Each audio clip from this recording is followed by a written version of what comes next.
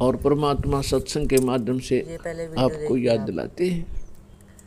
भाई लाइक काया सब्सक्राइब कर तेरी दीजिए। है नहीं, ये माया कहाँ से हो। उद्यम कर और नाम जपो, मनुष्य कर्म है दो। कबीर काया तेरी है नहीं, ये माया कहाँ से हो। चरण कमल में ध्यान रखो, इन दोनों को खो। ये बोले प्राणी, जब तेरा शरीर अपना नहीं, इसको भी छोड़कर जाएगा और यहाँ कोठी बंगले कार बनाने में अपना जीवन नाश कर रहा है, ये तो बने बनाए यहाँ रह जाएंगे। और जिन बच्चों के लिए तू इतना कुछ पाप भार सिर पर ले रहा है, रिश्वत लेकर, चोरी करके, मिलावट करके, सारा दिन झूठ बोल बोल के, तो बच्चों के भी कर्म बिगाड़ रहा हुआ कि सुखी हो सकते हैं। ऐसे अनर्थ के धन को खा के उनके भी कर्म फोड़ रहा है। तो ये ज्ञान सत्संग से होता है, परमात्मा के विचार बताए जाते हैं। सत्संग उसे कहते हैं जिसमें सत्य आधार हो, झूठ ना हो। तो आज का जो विषय दास आपको बताना चाहता है कि आप बहुत पुण्यकर्मी प्राणी हैं, और उन पुण्यकर्मी प्राणियों में से हो जिनके पीछे भगवान बहुत दिनों से भटक रहे हैं। आप किसी ना किसी जन्म में जब परमेश्वर आते हैं और अपना ज्ञान बताते हैं, उस समय या कभी इस कलयुग के इस बिचली पीढ़ी वाले समय में भी आपका जन्म हुआ है, जिस कारण से आज तक आपको ऐसे घोर कलयुग में भगवान की चाह शेष है।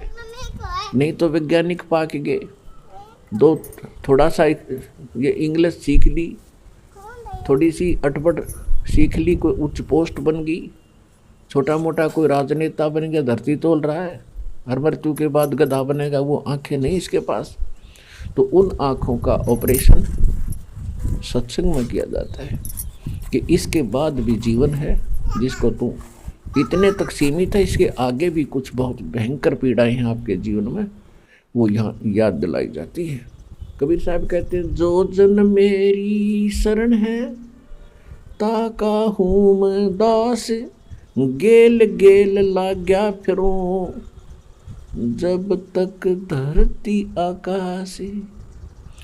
गोता मारूं स्वर्ग में, जा पाठो पाताल, कहे कबीर ढूंढता फिरूं, अपने हीरे मोती लाल। परमेश्वर कहते हैं कि जो एक बार मेरी शरण में आ गया, हमने गलती तो बहुत भयंकर कर रखी है पुण्यात्माओं।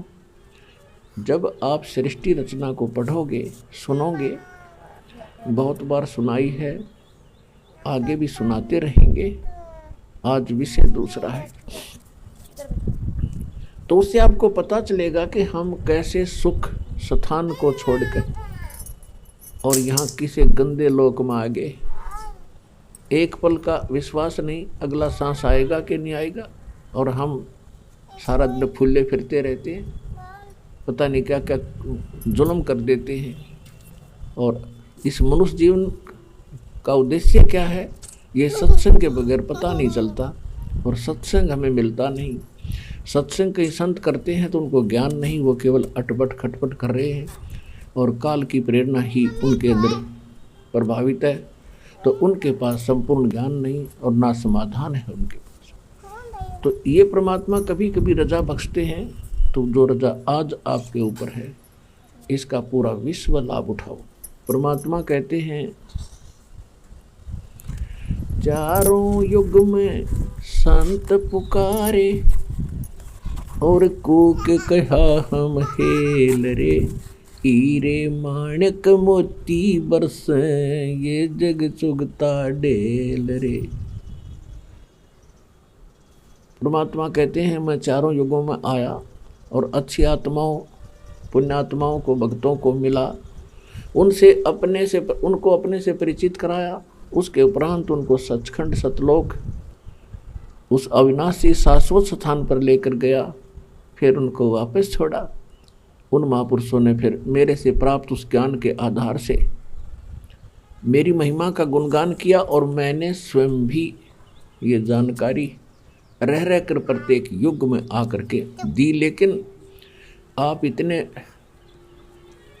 इस काल की भांग पी के इतने मदमस्त हो गए हो कि मुझे पहचान नहीं पा रहे, और आपने जो ज्ञान सुना है वो अभी तक अधूरा सधूरा सुन रखा है। तो क्या बताते हैं परमात्मा, सतयुग में सत सुकृत कह टेरा, त्रेता नाम मुनींदर मेरा, द्वापर में करुणा में कहाया, कलयुग नाम कबीर धराया। तो परमात्मा कहते हैं मैं चारों युगों में आया और प्रत्येक युग में मैंने आकर के आप जी को यथार्थ ज्ञान दिया, लेकिन आप इस काल के अज्ञान को इतना ग्रहण कर चुके होते हो, मेरे इस तत्व ज्ञान को सुनना भी पसंद नहीं करते। तो पुण्यात्मा, परमात्मा आपके लिए भटक रहे हैं। परमात्मा कहते हैं मैं रोवत हूँ सृष्टि को, ये सृष्टि रोए मोहे, कहे कबीर इस वियोग को समझ नहीं सकता कोई। आप तो सभी परमात्मा के लिए भटक रहे हो। हे परमात्मा हमें सुखी करो, हे परमात्मा हमें सुख दो, हमें ऐसे संकट आया है इससे मुक्त करो। और मैं कह रहा हूँ कि मैं परमात्मा हूँ, तुम मेरी शरण में आओ, जैसे मैं बताता हूँ ऐसे क्रियाएं करो, तो मैं यहाँ भी सुख दूंगा और आपका मोक्ष भी करूँगा। लेकिन आप अपने भगवान को नहीं पहचान पा रहे हो और किसी के सामने आप जिक्र करते हो प्रथम बार कि कबीर इज गॉड, कबीर परमात्मा है। वो पूछेगा कौन कबीर? काशी वाला धानक कबीर। तो वो एकदम रिजेक्ट करेगा कि नहीं ये आप गलत कह रहे हो, ये भगवान हो ही नहीं सकता। तो कैसी भूल पड़ी आप कहे, भगवान को तो भगवान मानने को तैयार नहीं, और जो परमात्मा है नहीं उनको हम परमात्मा मान बैठे। श्रीमद् भगवद गीता अध्याय नंबर 15 के श्लोक नंबर 16 और 17 में 3 पुरुष बताए। एक सरपुरुष जिसे ज्योति निरंजन भी कहते हैं, 21 ब्रह्मांड का स्वामी। एक अक्षर पुरुष जो 7 ब्रह्मांडों का मालिक है, और तीसरा उत्तम पुरुष है तू अन्य परमात्मा इति उदाहरते, ये लोग तरम आविश्य विभर्ति अवेश्वर है। कहते वो श्रेष्ठ परमात्मा तो इन दोनों से न्यार और है, जो सर्व का पालन करता है, सबके ऊपर ओवरऑल कंट्रोलर है, और वो है परमात्मा। उत्तम पुरुष है तू अन्य परमात्मा इति उदाहरते है, ये संस्कृत मूल पाठ है। उत्तम पुरुष यानी श्रेष्ठ प्रभु तो कोई और है मालिक, जिसको परमात्मा कहा जाता है। तीति सिद्धम, इस उस अक्षर परम अक्षर ब्रह्म के अतिरिक्त कोई परमात्मा भी नहीं है, श्रेष्ठ आत्मा नहीं है। वैसे तो हम एक दूसरे की तुलना में एक दूसरे को श्रेष्ठ कह ही देते हैं, परमात्मा तो एक ही है। परमात्मा का सीधा सा अर्थ होता है श्रेष्ठ आत्मा, जिसमें कोई भी न्यूनता ना हो किसी प्रकार की।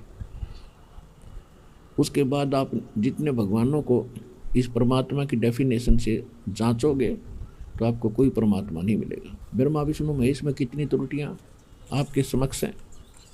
ब्रह्मा जी अपनी पुत्री को देखकर उसके ऊपर आसक्त हो गया था। विष्णु जी ने पता नहीं श्री कृष्ण रूप में कितनी औरतों को ग्रहण किया। और भी छोटी मोटी गलतियां, जैसे एक राक्षस था, उसकी पत्नी पतिव्रता थी, वो मर नहीं रहा था। विष्णु ने खुद राक्षस का रूप धारण करके उसकी पत्नी के पास जाकर दुष्कर्म किया, उसका पतिव्रता धर्म भंग किया, तब वो मरा, और फिर वह तुलसी नाम से जानी गई। तो इस तरह की बहुत सी, ये परमात्मा की संज्ञा में नहीं आते, लेकिन हमसे श्रेष्ठ हैं, इसलिए हमारे लिए परमात्मा ये माने गए हैं, हमारे प्रभु हैं। इसलिए भगवान शंकर जब भगवान विष्णु के पास पहुंच गए और उनसे कहा कि आपने सागर मंथन के समय एक मोहनी रूप बनाया था स्त्री का, और उसको देख करके देवता, ये राक्षस लोग जो है मोहित हो गए थे।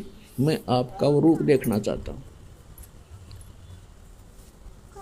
भगवान विष्णु ने बहुत मना किया कि ये कोई समय था ही मैं कैसे औरत बनूं, लेकिन आग्रह ज़्यादा कर देने से उन्होंने उनको चकमा दे करके, सामने बाग था उनके महल के सामने, उसमें एक स्त्री लड़की रूप धारण किया और वहाँ घूमने लगे।